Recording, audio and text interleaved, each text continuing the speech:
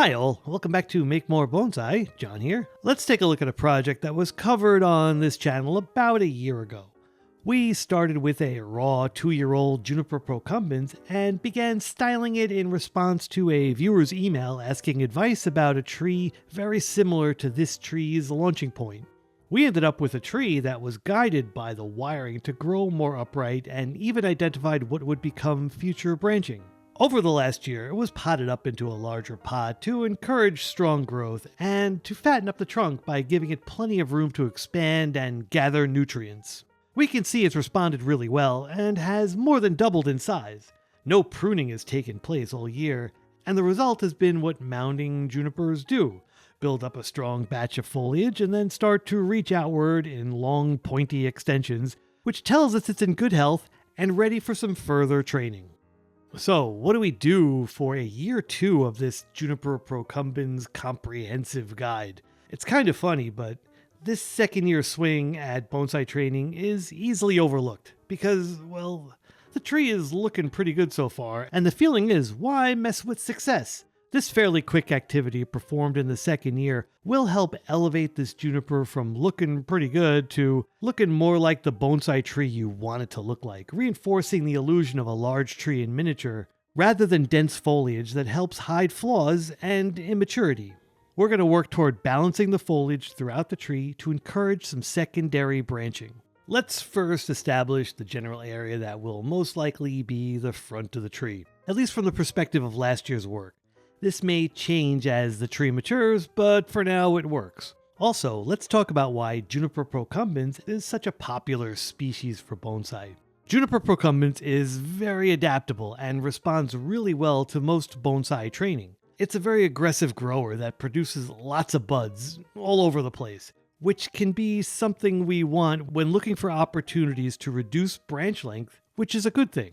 Also, that aggressive growth habit can very quickly grow out of shape, and before you know it, it's full of long extensions that quickly switches the perspective from a small tree to a ground cover growing in a pot, which is not such a good thing.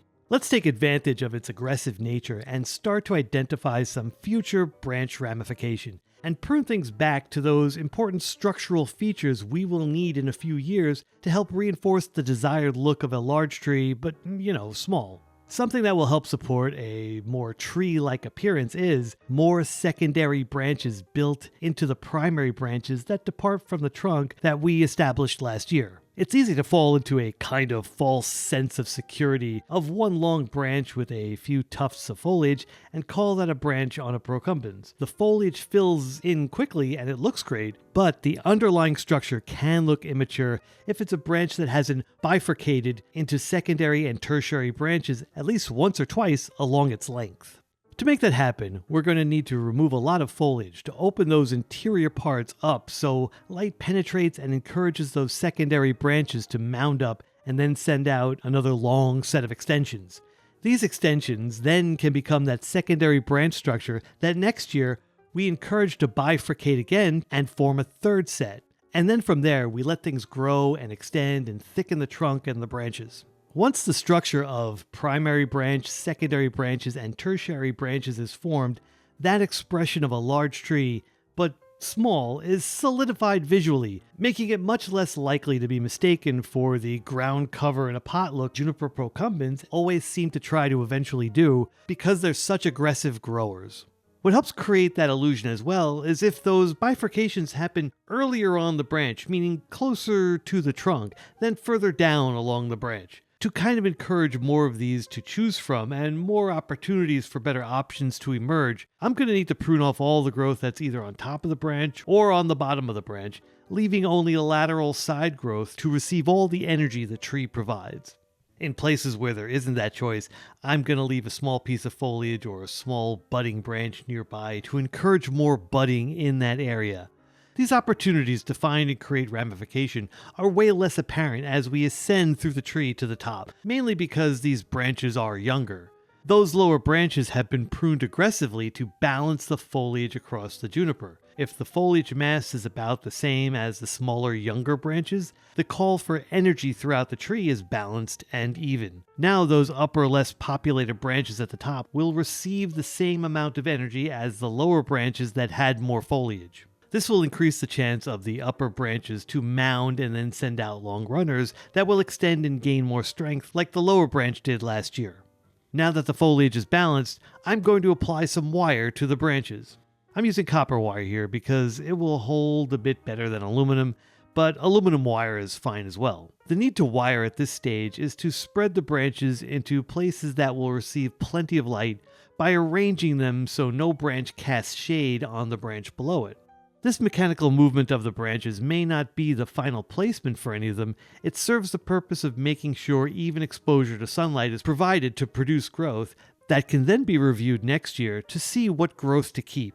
I'm anchoring the wire on one nearby branch, applying the wire to one side, and then finishing the wire on the anchor branch. When applying the wire, be sure it makes contact with the branch. To do this, one hand holds the wire in place while the other wraps the wire around it. Loop the wire around the trunk or the branch, trying to maintain an even 45 to 55 degree angle between each pass. Make sure the majority of the wire is making contact. A few gaps are okay here and there, but most of it should make contact with the branch. The actual branch should not be used for any leverage. All the work and pressure should be done with your hands supporting the wire, while making every attempt to not damage the bark while applying the wire. When one full loop is finished, the support hand moves to the next new coil and holds the wire in place like this. Complete loop, hand moves to the next finished coil. Complete loop, hand moves to the next finished coil, and so on. The even angle between the coils of the wire will assist in maintaining the energy of the bend you apply. And because there's that spread of an even 45 to 55 degrees between each coil, the wire will also spread the energy needed to hold it in place over a wide area.